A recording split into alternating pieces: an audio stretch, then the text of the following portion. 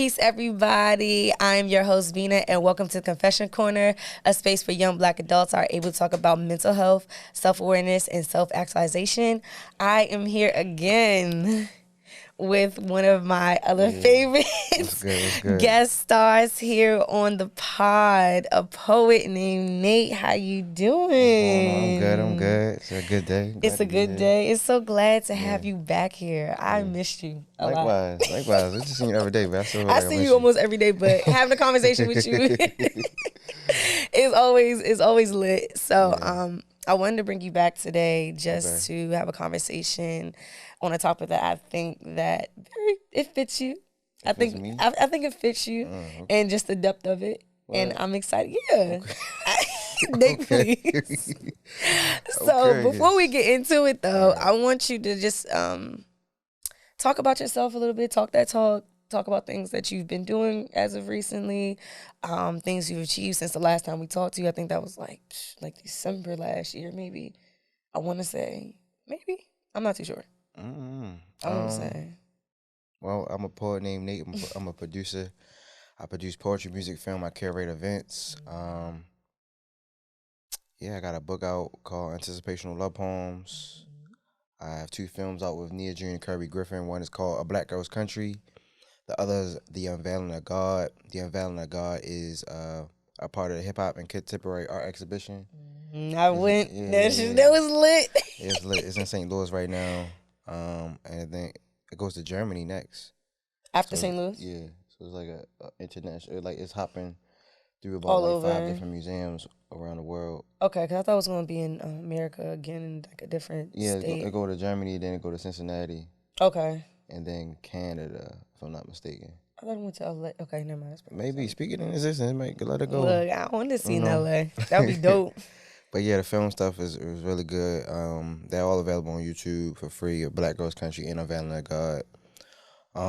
Working on a new film, low key to some extent, of which I can say. How you feel about that? You okay? You smiling? How you feel about it? It's always fun starting a new film project. Nia and Kirby, we're all about storytelling and just finding the right stories to tell. And so I think we got one with what we're working on right now. How does that process look like? Stages. It's a lot of conversations. Really? Just a lot of conversations trying to like narrow down with the actual, how to present the story. It's one thing to tell the story, but how to present it in a way that's like, unique and also valid, I guess. So it's within your vision. Yeah. And I think that those who are accustomed to y'all style, just all 3 of y'all, and just knowing how all of you are as artists, I think it'll be received in a great way. I'm excited to see it because you over here grinning about it. I don't even know what it's about. Yeah, because I'm always excited, but these some picky niggas though. It's like, man. I would expect them to be. The shit we be doing just really be like crazy. Like even the prep for it now, like, we haven't even started really. We just at the base. We're really at the beginning, and it's like the things that we trying to get done. Just to start is like really a lot and really detail oriented, extremely detail oriented. Because Nia is like really fine, minute on the details. So like just I'm trying to say what else. Go ahead. No, you ain't got to give it away. It's okay. It's fine. It's fine. Can't really talk too much, but yeah. Thank you for that, though. Yeah, and then it's Charm City Slam, which is a regional kind of like countrywide poetry slam that's held in Baltimore. We bring poets from around the country. The next one is tomorrow, Tuesday, October 24th. We bring poets from all around the country. They slam for cash prizes. It's a good time. So yeah, I'm just always within the art in some type of way, some type of shape or form. I worked on this new piece with musically with Brandon Woody. Oh, what? Yeah, Word? Yeah. Hold on. It's about to come out very soon, sooner than you think. Okay. Are we gonna be able to like listen to? Isn't like on a specific like platform? Listen to like everywhere, like. That's big though, Nate. That's lit. I'm not gonna lie. It's a short piece. It's a short visual piece. Okay. Yeah, that's what I'll say. Okay. Yeah, whole gang's in it. Nia's dad, Curry's there. Okay. But yeah, it's a little piece. Yeah. Just a little appetizer before we get the whole film with all of y'all. Shout out to Brittany London. Oh yeah. Oh, she's in it too. You know, it's okay. I'm be quiet. I'm be quiet. That's all I can say. That's all I can say. Keep it then. Keep it in confidentiality, Lord. keep it close. No, that's dope. I love to hear that, especially the Brandon one is new to me. So you saw my eyes, I'm like, oh shit, hold on. You know, Brandon Woody, he's lit. I love his work. He's lit. He's a great artist. I missed seeing him this weekend, like live at the. Shanklin Hall. Was he at Shanklin Hall? He be at Shanklin Hall a lot. Really? Yeah. I think I seen him twice. Him and Troy would be. Yeah, I think I seen him twice at Shanklin Hall, but also at it was in Black Ass Flea Markets, the brush mural. Oh yeah. The brush mural fest. Yeah. He was there. And then what else? I also remember seeing you when you did your artist talk, you, Kirby, and Nia, and I forgot her other name at the Baltimore Museum of Art. Oh, Sharena.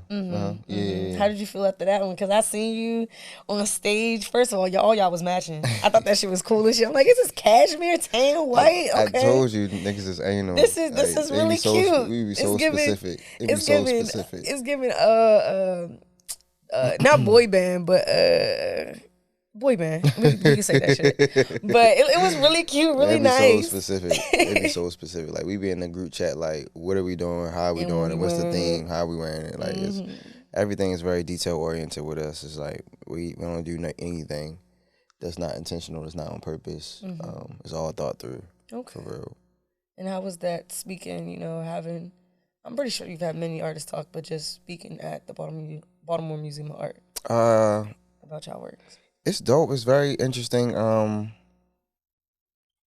Just to see where we are in this day and age as far as like art and artists being recognized as artists, and that art being recognized as art now. Oh Lord. Okay, say that one more time. Run it past me one more time. It's very interesting to see artists being recognized as artists, and that art being recognized as art. Okay.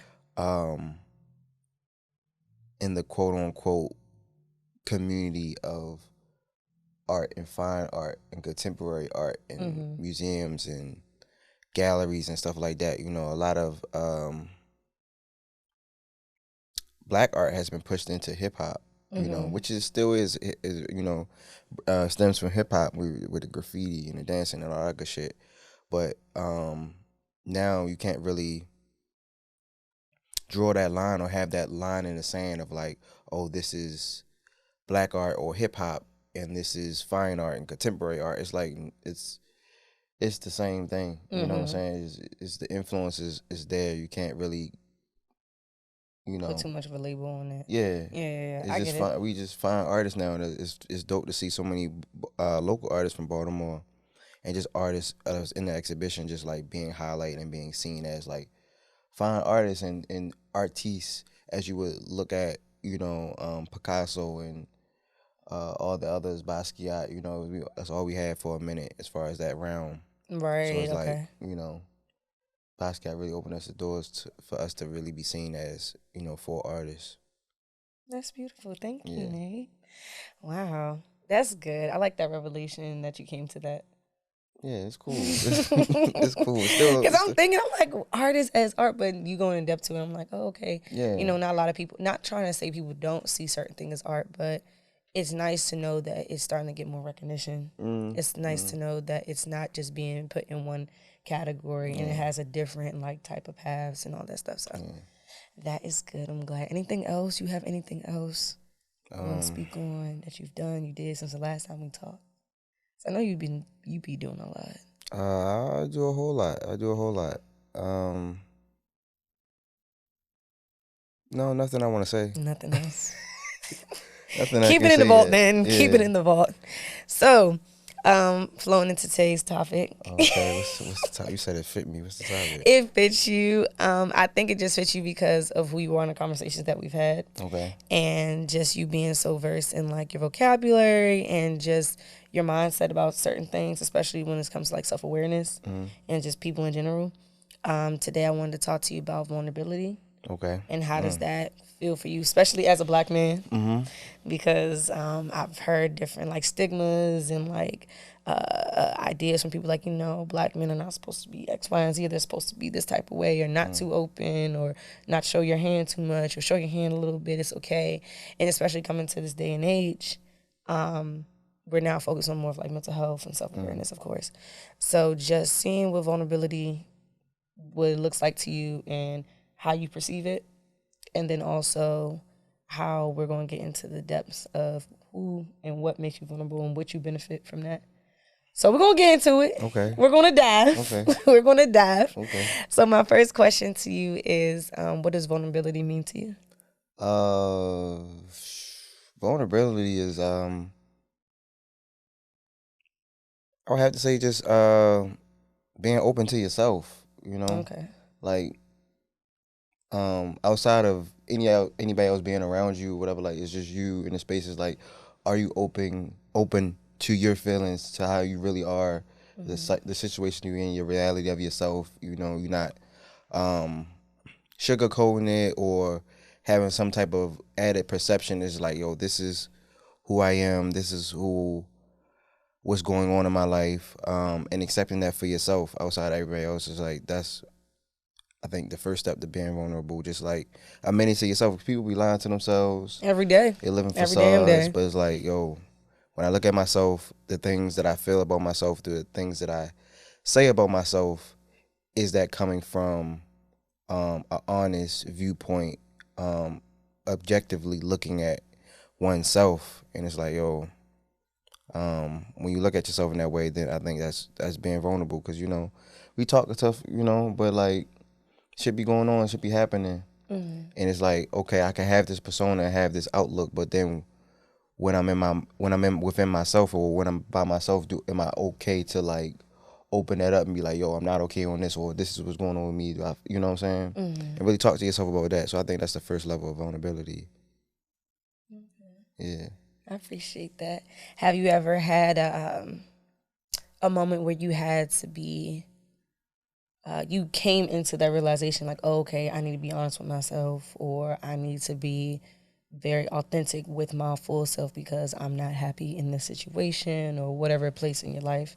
Did you ever feel like you had like an epiphany, like type of moment with vulnerability, or just knowing? Yeah, I definitely had. I can't really pinpoint when it was, but I definitely had a moment where it was like, all right, am I being myself? How do I feel? Like, am I validating my feelings? Am I being honest with myself about my feelings? Or am I making it up to, am I, giving myself a persona and feeding into that reality of which I'm creating? Or am I looking at myself and like, what's going on? Right. And validating it, no matter whether it's a good feeling or not, It's like, damn, bro, like, I can move a certain way and be this and be that and ripping and running, all that stuff. But like, when I go home, it's like, yo, if I'm sad, then I'm sad. You're like, sad. you know what I'm saying? You gotta face that. Yeah, and I can face that. Like, I've been out, I've been having fun, I've been socializing, I was networking, I was at work, whatever I was doing.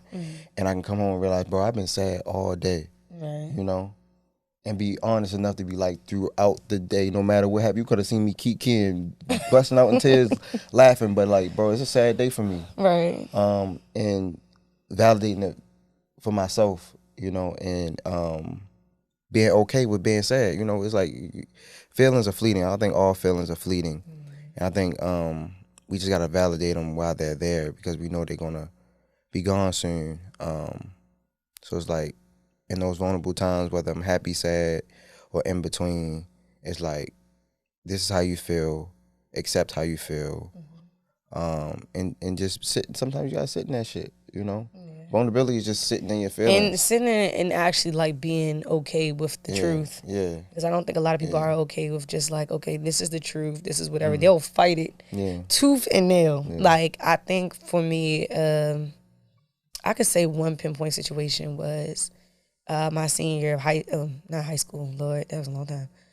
Senior year of college, I ran track in college, and I used to love track. I mean, I still love track, but like, I used to really like be passionate. Like, I'm going to Olympics, X, Y, and Z. When I go there, And senior year, I'm like, I don't think I want to do this anymore.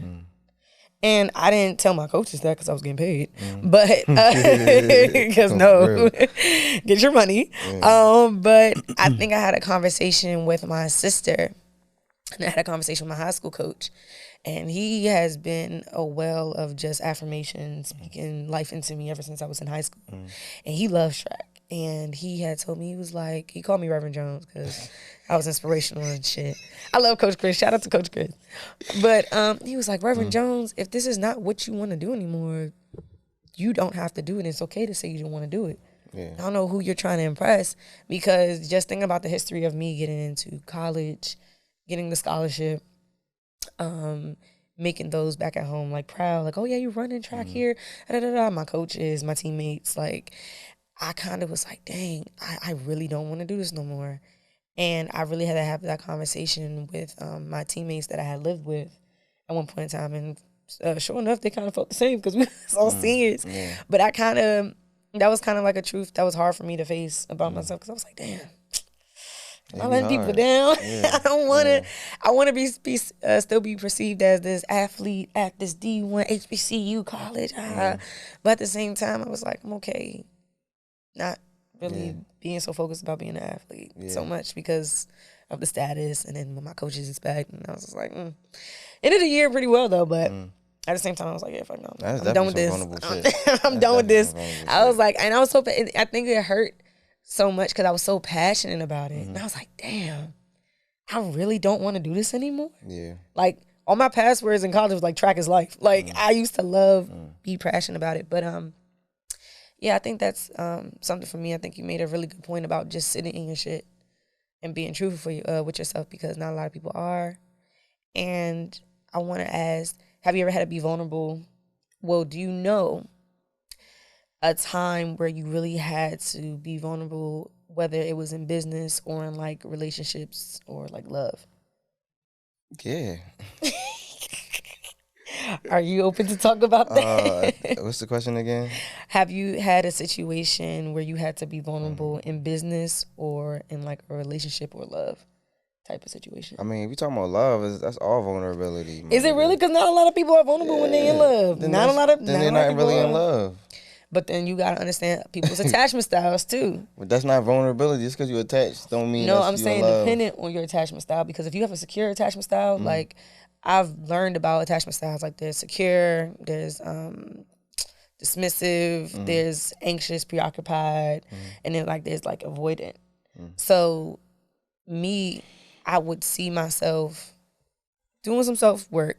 I would see myself sometimes in other relationships in the past where I was like anxious. I was very fearful. I was very attached. I was very like, okay, if this person leaves, like I'm fearful if they're going to leave and stuff like that. I don't want them to leave. I would find myself not really living in my truth because that's probably not what they like. Or I'll find out like, oh, I'm not that specific person that they like, but I could try to mold myself into that image, and that's unhealthy. And I wasn't being vulnerable. I wasn't being truthful with myself, but more so working and walking in a secure attachment style with people in friendships and relationships. I'm more open and secure within myself, in my vulnerability, to show that this is who I am. And if you're not receptive to that, you know, I'm not really going to be mad about it. But at the same time, I know I'm just not aligned with you. That's fair. That's what I'm speaking about.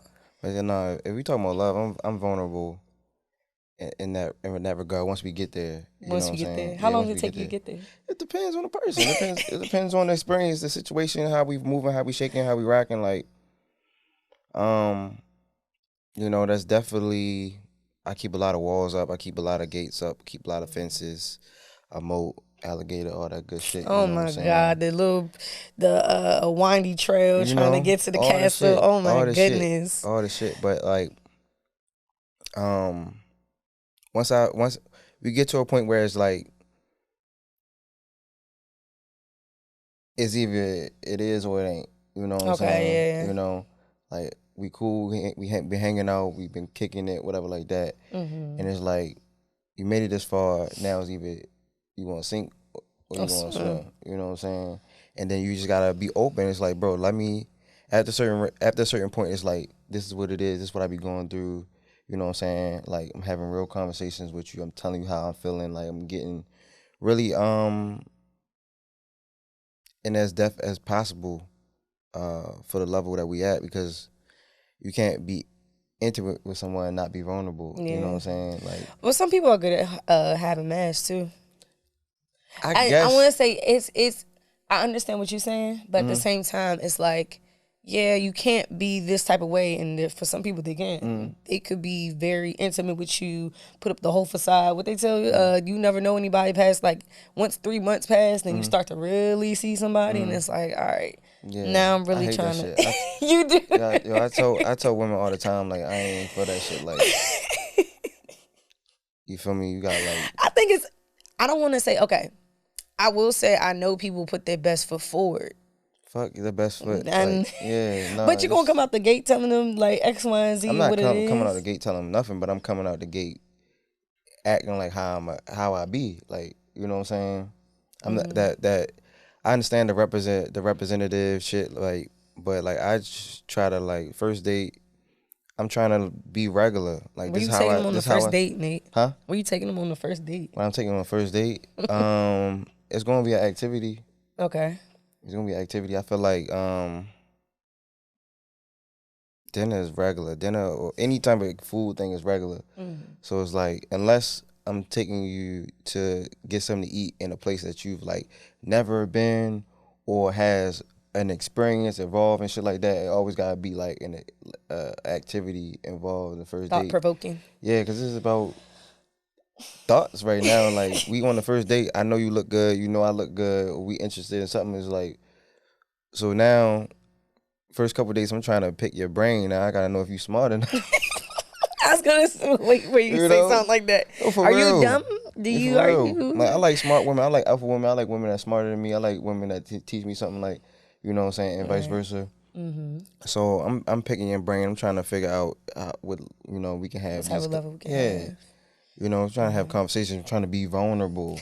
And vulnerability is communication. And if you can't understand how to communicate, you don't have, we on different levels. Yeah. Then it's like, you know, yeah, I'm an intellectual. I like to talk about shit. I want theories. I want perspectives. You want me to figure out why this is that? Yeah, I want you to tell me your thoughts on this, not just what society tells you to think of it, or, you know, the generic idea of it. And even if that is your idea, but did you think about it and come to that conclusion for yourself? On your own. Or you just living off conclusions that's already been made, you know what I'm saying? That's deep. It's like, I know 1 + 1 is 2, but did you check? You feel me? Or you just going because I said it? Because you know said what I'm saying? Like, let me go ahead and look at this real quick. Yeah, just double checking and just, you know. But yeah, definitely, I try to be as vulnerable as I possibly can off the bat, because I just want to be regular. Like, I don't want to be 3 months in, like you saying, and now you seeing a different person or a different beast. Like, facade. The nigga let down the smoke screen. Of course, those things.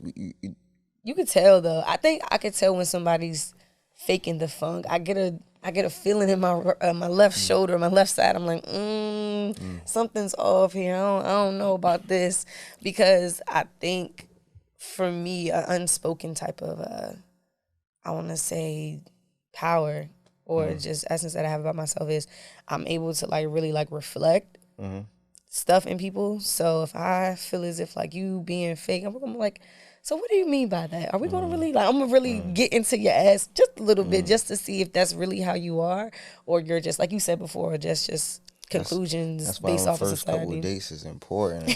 I ain't gonna drop too many gems because I can't be telling niggas how I be moving or whatever. But, like, write that down.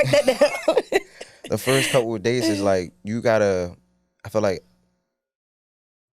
as a man, and just, you know, if whoever's courting, whoever's doing the courting, because we in 2023, so whoever's courting, those first couple of dates should be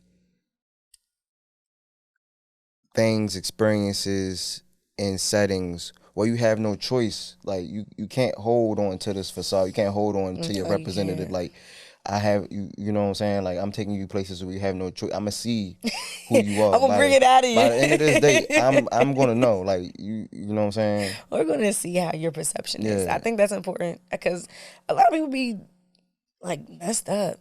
Yeah. Just from the like you said, the ideas. I think like social media, other people's conclusions, all of that has an influence on certain people, and I'm really good at distinguishing that. Like, this is this really your thought, or like you said that from a quote on Twitter and that's going around. Like, I know what this is. Yeah. I know exactly what this is. Nah, that's real though. I think that that's important. What else did you say? You said In vulnerability business. and vulnerability in business is like That's a new one. that's really tricky. Because it's times to be and times not to be. Because sometimes, you know, niggas, you know, and not just speaking on black people, just in general. People take advantage of, you know, vulnerability sometimes in business. So if you're not doing the business with the right people,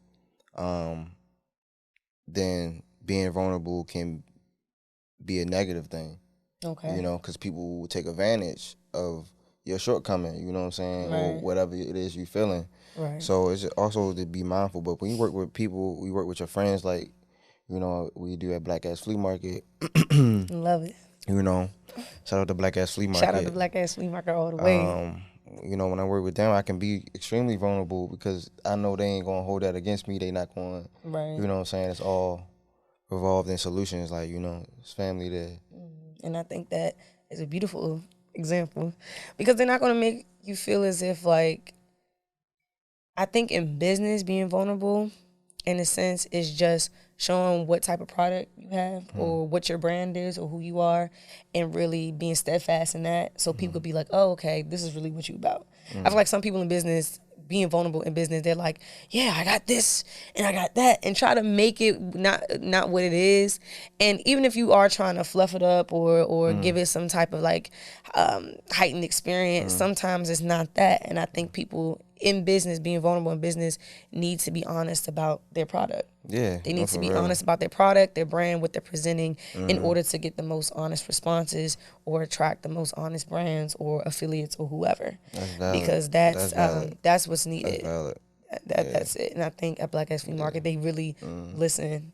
And it makes you trust the product more because it seems like you telling me everything there is to know. This is your baby. If I sat up here and was like, yeah, it's a podcast and we got all this stuff going on here, and somebody comes and see that it's like really deep talking shit, like we're really talking about stuff, they're like, oh, well, you know, a gossip sponsor or whoever's gonna be like, I don't want this, or like, this doesn't align with that. Whatever the case may be, if it doesn't align with whatever, it's kind of like putting on facade. So business vulnerability is important. Okay, we said love, business. Was the third one? No, it was just actually, maybe you could do the friendships. Vulnerability in friendships, man. What we talking about? We talking about real friends, or we talking about nigga friends? You know how people friends. Use that, okay, you have that word differently. You know what I'm saying? Like friends. What do you say? Like, what are you trying to distinguish? Friends as like associates, or like friends as like me and you friends? Like, are we talking like? Are we talking about real friends, or we talking about people we just call friends? We talking about real friends. All right, we talking about real friends. Then it's like. Or how do you reach that certain point of vulnerability with real friends? Like, how do you grow into that? I don't know. I think that's different for everybody. I can't really gauge that because like how me and Ro, we just clicked. You feel me? It was just automatic. Like, it's the fastest friend I ever fucking had in my life. Really? Like dead ass. Like dead ass. Like, I don't push people in that friend category. And you be like, all right. Quick at all. I be like, man, we'll see. But like, no, me and Ro just locked in, and it's like, with there, it's all vulnerability. Like, you know what I'm saying? It's nothing sugar coated. It's nothing that's not said or can't be said. Even if some things that's not being said, because you know, everybody don't say everything, and that's fine. And I have that in friendship as well. But the things that are said is like, yo, I feel I can say anything, even if I'm not saying everything. But like, that vulnerability is just, if you my real friend and we gotta have a conversation about vulnerability, then you're not about to be my friend. Cause you know what you're I'm saying? not being real with me. You're not being real with me. You're supposed to be my friend. Right. And you know I feel like you're not being real. Now we have to have this conversation about being real. Yeah. But I mean, maybe that's needed for growing friendships. Like you said, depends on different people though. Because it depends. Because I've had conversations. Well, I've had conversations with like old best friends, and sometimes they've like we started to grow apart, and I started to notice it. It was just naturally, though. There was no malice or nothing. But I had expressed to her, I was like, listen, like, I feel as if we're not close anymore. I feel like I can't tell you anything anymore because you're very dismissive. She's like, oh, I'll work on it, and she didn't. But I was like, damn, like, I felt good having that conversation with her because I'm like, okay, I can have this type of conversation with you about this specific thing. Yeah. You know what I'm saying? If I felt as if like I couldn't have that conversation with her, or like I hoped it had changed something, but I mean it didn't. So yeah, I don't want to have no conversation like that with my friends. Like if I got that conversation, we got an issue. Because it's like, not already naturally. Yeah, why I feel like I can't, talk about. Yeah, why I feel like is actual real distance here. You know what I'm saying? Why I feel like. But nah, I don't think I should feel like that with my friends. You know what I'm saying? Like, and that's for you. I think I have a different way of maneuvering that because naturally, when I'm growing in friendships with people, like I give people like a year. I give people a year to see how they are, whatever the case may be. If they're like really a good friend, or if I could like say certain things to you, like I'll test it, not just like, oh yeah, we're gonna write this down, we're note it down, but I'll see how far a conversation could go. Like if I'm talking about something personal, whether it be like my family or like other close relationships, and how you receive that. First, I'll ask for like your permission. Like, are you able to receive that? But are you able to receive that? You know, and I'll see the type of input you'll give, and not trying to say like, oh, if it strays me in a different direction, that's whatever input. Yeah. But if you're genuine about that, I'm like, okay, maybe I could trust them with this. That's a point for them. Like shit.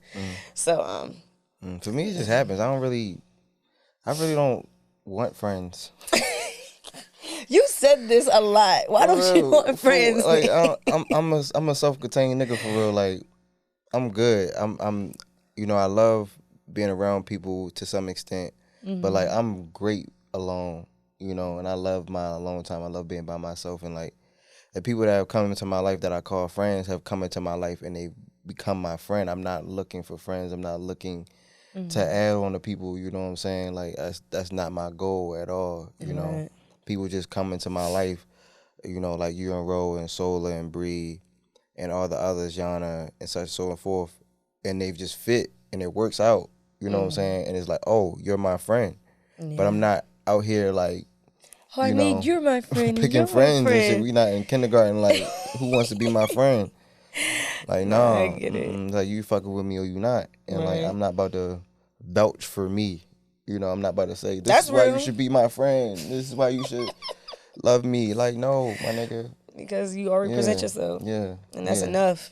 Fuck. Yeah, and it's like you got to care for people. And friends, you got to care for people, you know? And that's another reason why I don't like a lot of friends, because, like, that's a lot to deal with. You have to be a friend, which means you have to show up. You have to be available for your friends' emotions. You know, especially with your women friends, you know, that's a whole another thing. Is like, bro, like, gotta have the emotional capacity to be your fucking friend. You know what I'm saying? It's like some people never get there because the emotional availability isn't there. It's like, I can't hold your emotions. You know what I'm saying? You want me to be your friend, but I'm not a person that can handle the level of emotional attention you need. You know what I'm saying? So we can't really be friends. We can't vibe. You know? But so it's like, if you can't hold the emotional responsibility of that person, then you shouldn't be friends. You know what I'm saying? It's like that person do too much. You know, you can't handle that energy. You know, that overly emotional or very a crybaby, and you're not that type of person that can handle a crybaby. Then that can't be your friend. You know. So it's like, I'm real big on friends. I'm real, you know what I'm saying? You strict around here. I cut my eye, and that's for real, good. Like, for real. Nah, I get it. I think for me, I take friendships very seriously. Yeah. Like oh God, that's so crazy.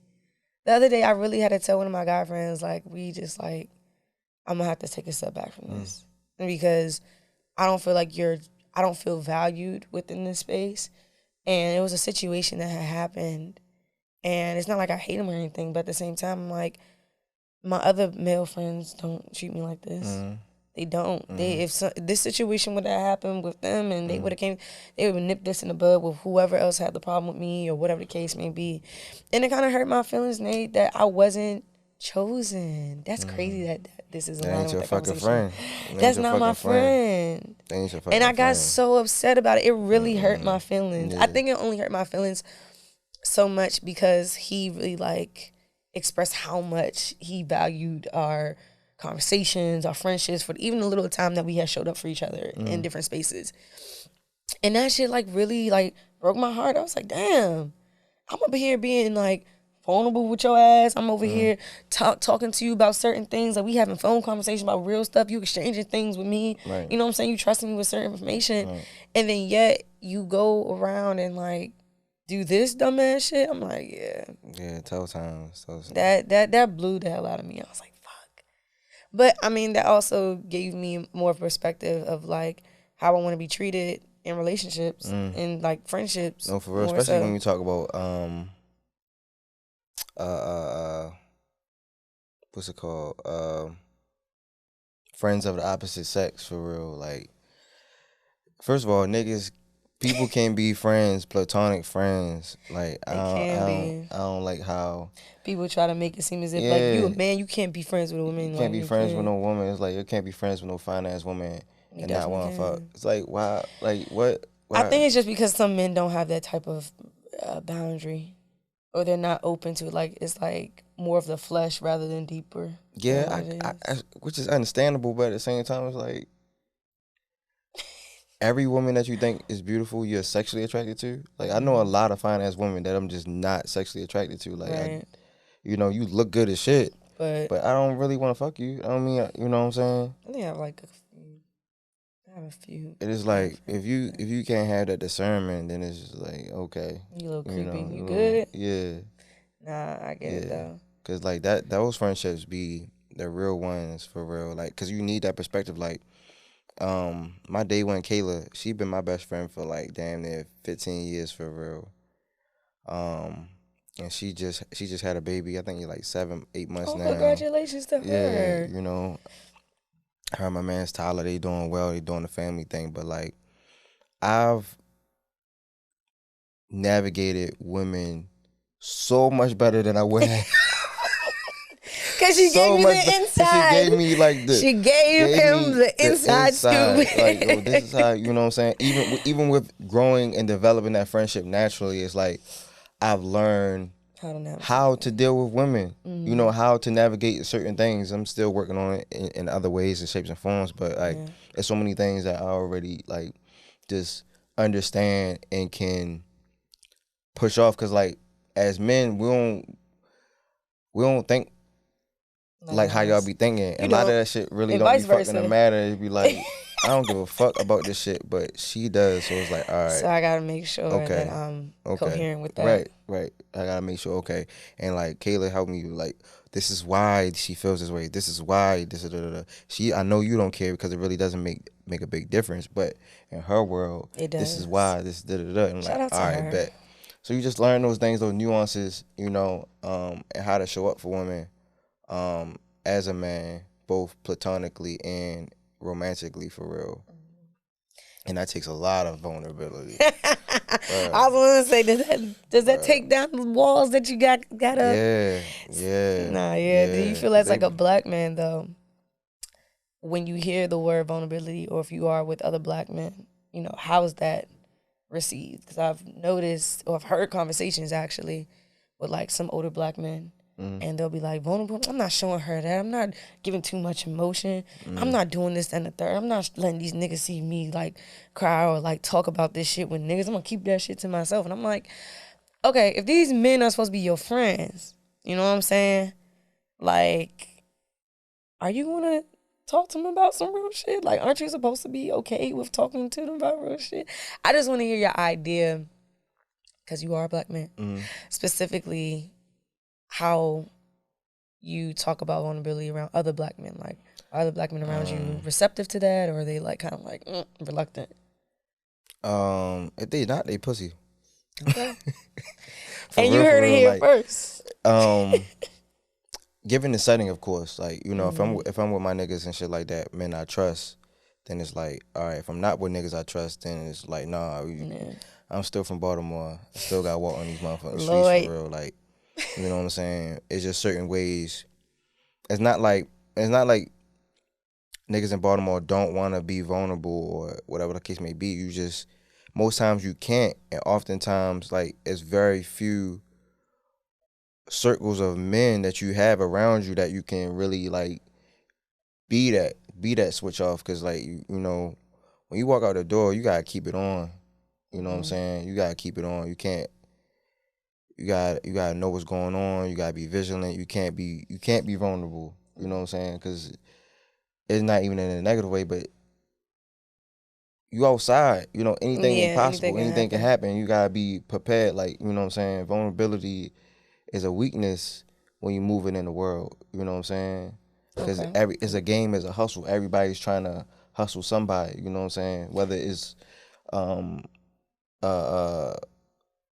corporate or street. You know what I'm saying? I got you. Everybody does not gonna be receptive to that. All the same thing. It's all the same thing. Some people do it with paperwork. Some do it with you know, with the strap. You know what I'm saying?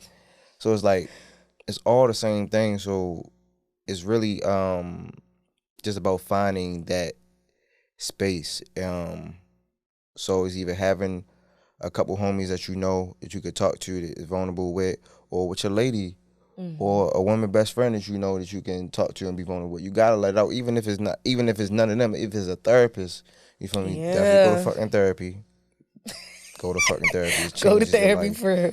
Therapy changed my life so much. But, like, just somebody, something, some entity to let it out at some point in time. Like, you can't let it, you know, keep bottling you up. You know what I'm saying? Especially depending on what type of man you are. I know a lot of black men struggle with anger and aggression. Yeah.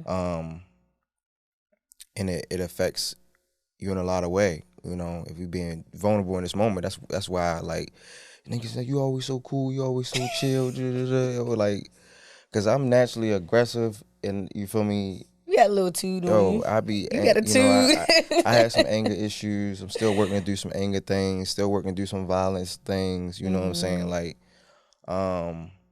within myself. So I be trying to be here. Right. You know what I'm saying? I'm trying to chill. I'm trying to relax. I'm trying to have a good time.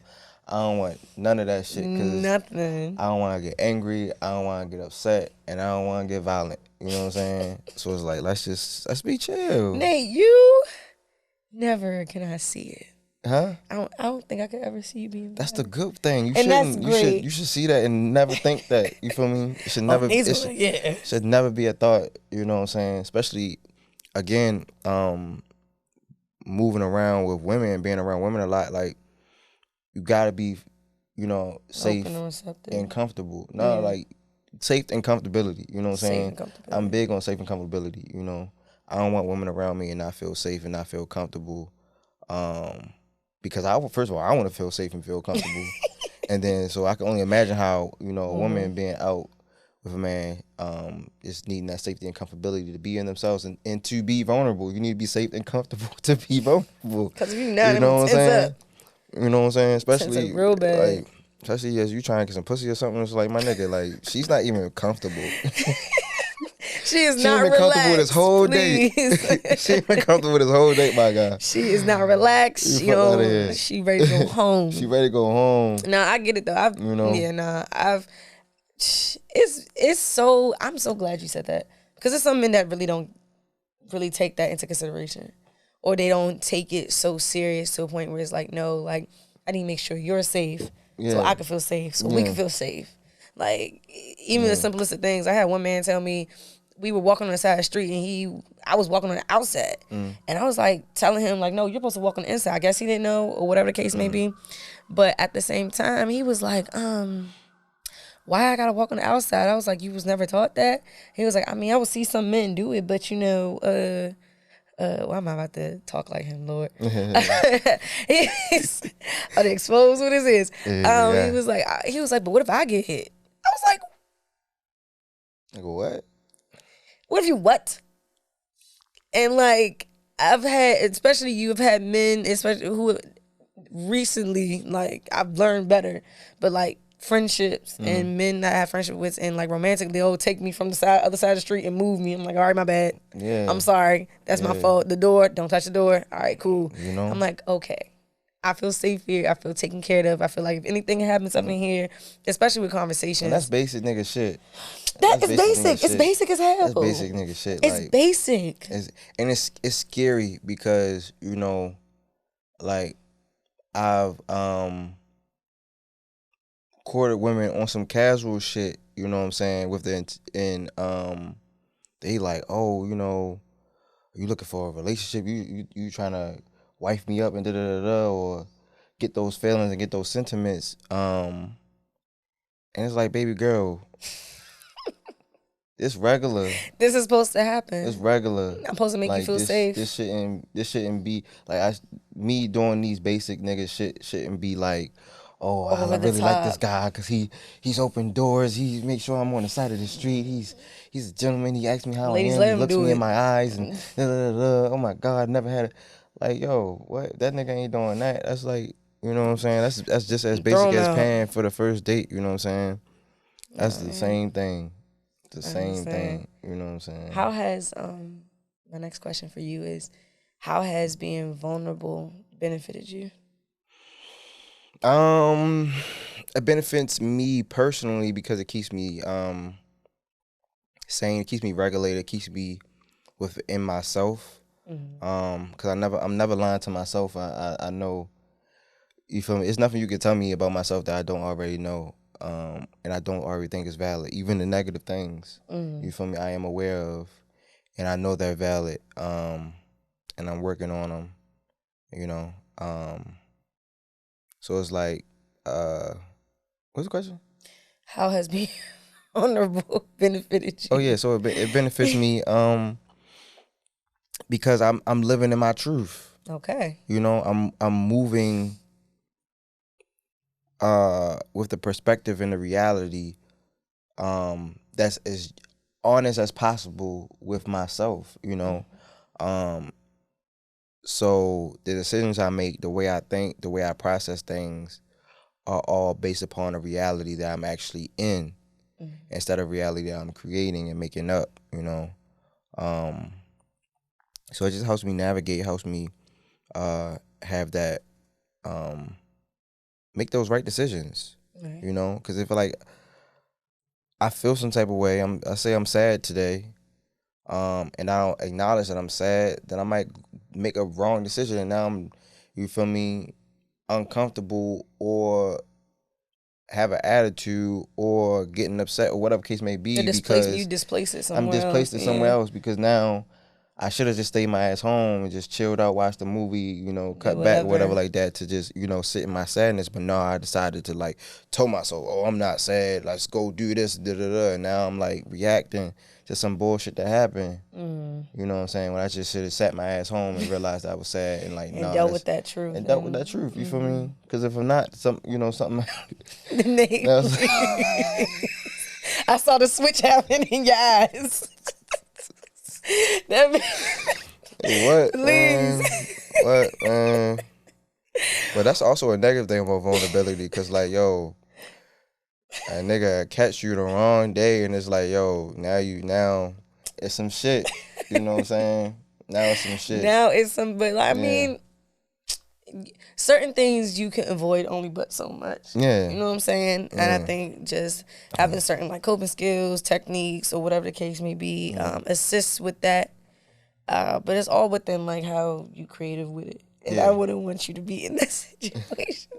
I don't like to be in this situation. I don't like drama at all. Like I can't do it. Like, for real, I hear Love and Hip Hop on the television. Like I get queasy. Oh, like, Lord. For real, it's so dramatic. Even like Law and Order, all that shit. Like all them dramatic ass shit. It's like, yo, you get triggered.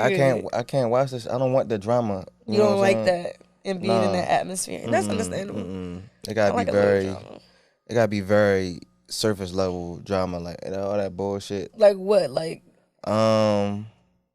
divorce court, Judge Judy. I don't know. Like what you talking about as far as television? Like what we watching? Or whatever it is. this is basically like, oh, you call me, like, say you call me, like, oh, you know, all right, like the last thing we've been talking about as far as you, and what you've been going through. Okay. You feel me? Like that's technically drama, but it's like, all right, you know what I'm saying? It's whatever. Yeah, It's nothing really deep. Yeah, it Okay. ain't deep. It's deep, but it's like, It's like, okay, yeah, like it's that's not not. like, Don't want to say it's important, but it's not detrimental. You're not gonna be like, yeah, bro, go ahead and do whatever. It's like, okay. Right. It's not like that loving how about shit. Fuck this bitch. Da, da, da, da, da, da, da, da, da. It's all like, it's so much pain and you know, just hurt in that shit and sadness. It's like, You bro, don't nobody like want to feel that. Who wants to sit I'm not and, laughing at you. I'm just yeah, who laughing wants at to the sit and fact that I indulge in that shit? understand. Yeah. You know what I'm saying? People like to sit in that shit. Yeah, like even like I used to love Law and Order SVU. I used to watch that shit, all the marathons and shit like that. And I was like, bro, this is It's a a lot. It's a lot. It's a lot. It's a You know lot what I'm to saying? like And then digest. I felt like I was romanticizing the trauma because I'm like, yo, I can't wait to figure out. You know, Who did I'm trying to this figure out and before they figure it out and shit yeah, like who that. I'm made like, who did the rape, who did the murder? yeah, and It's like I'm romanticizing this shit. I'm enjoying this shit a little too much, and it's like, yo, why am I getting enjoyment out of drama? So yeah, definitely had to get all that shit out the way for real, because that's just like, I want to be calm, cool, and collective, and relaxed, and joyful, you know. And I feel like with invulnerability, you have to work through so many things to stay there. Because so many things, especially in my way my life set up, it's always something. It's always something. I'm ripping and running. I'm here. I'm there. It is. You feel me? And I manage people. You know what I'm saying? Like, I think that's the most like prominent like type of thing to manage is people, the relationships with people, the attitudes, the personalities, all that. It's so hard to stay in that mindset, because you have to show up differently when you're managing people at times, or you can't, you know, be that way with everybody. Some people need different things. Right. You know, so it's like, who do I need to be more aggressive with? Who do I can stay in myself and just say bye bye bye, you know what I'm saying, keep moving. So I understand that. It's discernment. I love that. Thank you for that.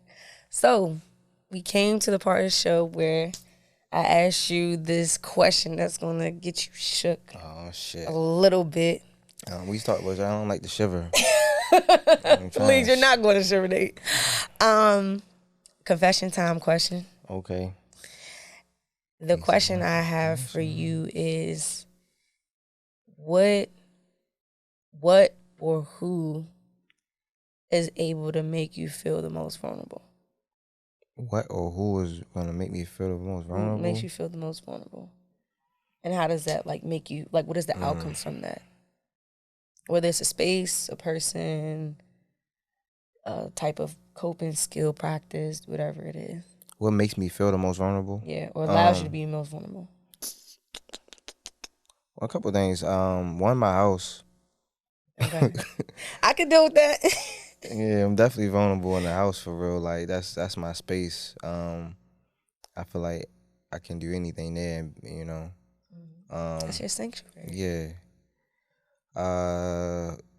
We had to go a person. I would say Solar. Solar get on my nerve with that shit, yo. For real. Cause she gonna make you see yourself. Yeah, and let you like, bro. She gonna make you see yourself, and it's gonna be like, okay, yeah, I know you don't like it, but you're gonna have to see it. Solar be getting on my fucking nerves, yo. I love it. Shout out to Solar, big sister Solar, the steam sister. That's my girl. She making a nigga too vulnerable. I be like, yo, all right, chill out. Like, chill out. But what do you feel like you get from that? What do you realize after that? Comfort. I get comfort out of that, knowing that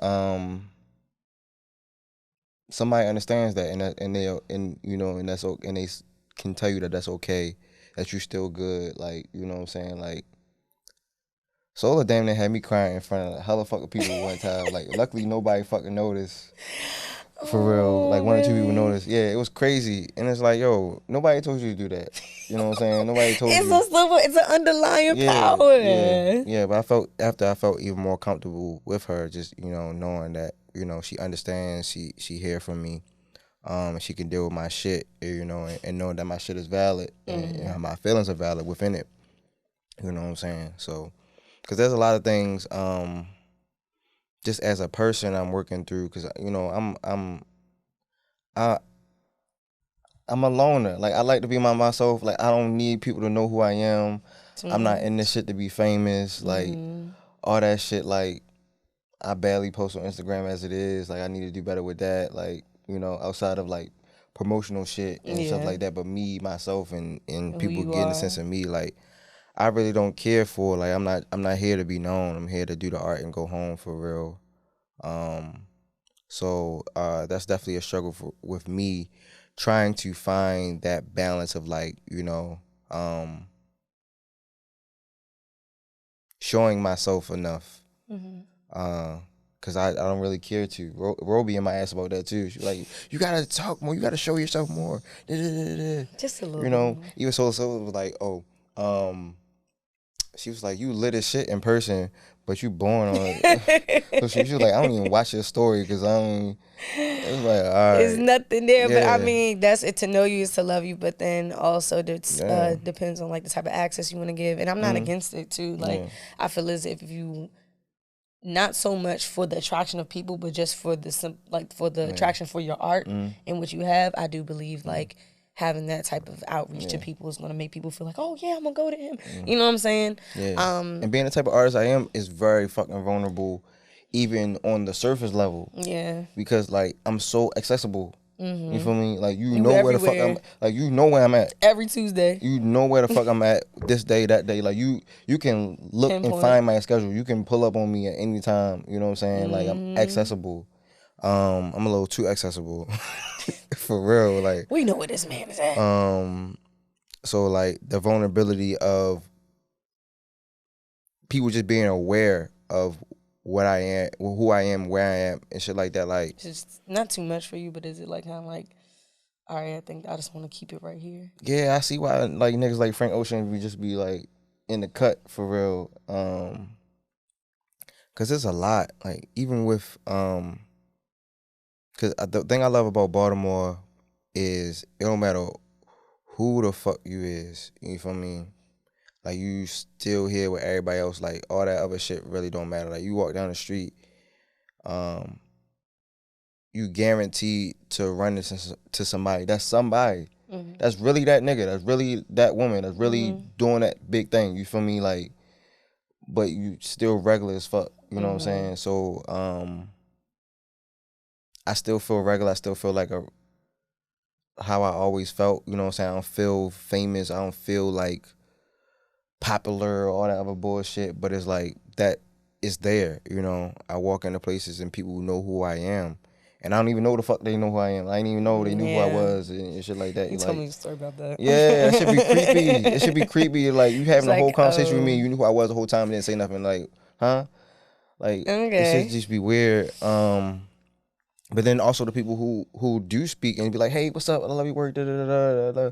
And you have no idea who they are, and they know who you are. They have reverence for you. They appreciate the things that you do, and you just like, okay, trying to receive it, but also it's like, you don't really, I don't really feel it. You know what I'm saying? Yeah. I'm trying to receive reverence, receive grace for the things I've accomplished, but I also just feel regular, like I haven't done anything yet, or like the things that I've done isn't substantial to my feelings. Like, I'm going down the street, I'm regular, I'm about to go get me something to eat, I'm about to do this, da da da da. I'm never try to be on a pedestal. I never try to be like, oh, Well, let me tell you this, because we're going to close it out in a little bit, okay, too, because I appreciate that. I appreciate that you noted that you kind of feel regular, but Nate, you're doing a lot. Yeah. You're doing a lot, and it's not anything that goes into vain. It's very reciprocated. I receive it. I'm pretty sure a lot more people do. But more so, I think a lot of people see how you are in person, how you navigate yourself, and just knowing who you have to navigate and manage, which is people. Not a lot of people could do that. That's a skill.